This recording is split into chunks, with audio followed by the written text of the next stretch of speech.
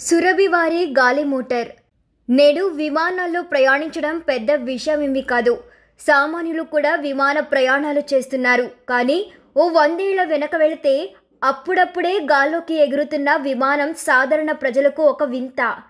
డబ్బులున్న వాళ్లకు దానిని స్వంతం చేసుకోవాలన్న ఆరాటం. నాడు స్వంత విమానాలు కలిగి ఉండటమే మామూలు విషయమేమీ కాదు.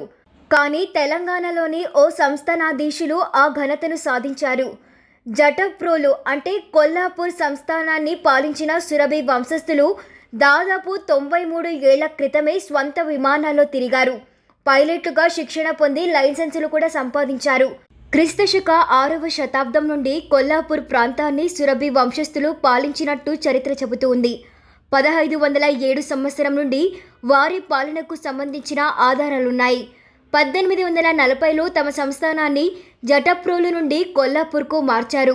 1884 నుండి 1929 వరకు నిజాం నవాజ్వంత్ బహదూర్గా పిలిచే రాజా వెంకట లక్ష్మారావు కొల్లాపూర్ను పాలించారు. ఆయన తర్వాత రాణి వెంకట రత్నమ్మ రాజ్యపాలన చేపట్టారు.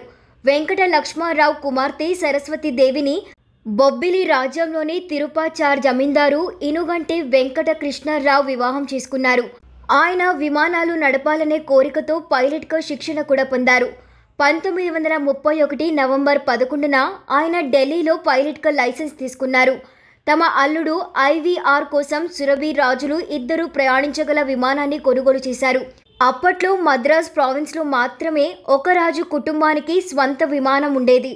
దక్షిణ భారతంలో స్వంత విమానం కొనుగోలు చేసిన 2 కుటుంబం సురభి రాజులదే. దీనికి వెంకట అనే పేరు పెట్టారు.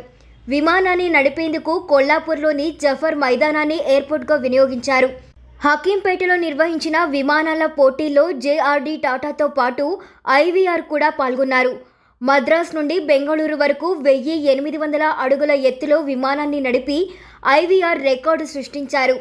ఇంతటి ప్రతిభావంతుడైన ఐవీఆర్ దురాదృష్టవశాత్ విమాన ప్రమాదంలోనే 1935 ఆగస్టు 25న మరణించారు. ఆయన స్మారకార్థం జఫర్ మైదానం సమీపంలోనే స్తూపం ఏర్పాటు చేశారు.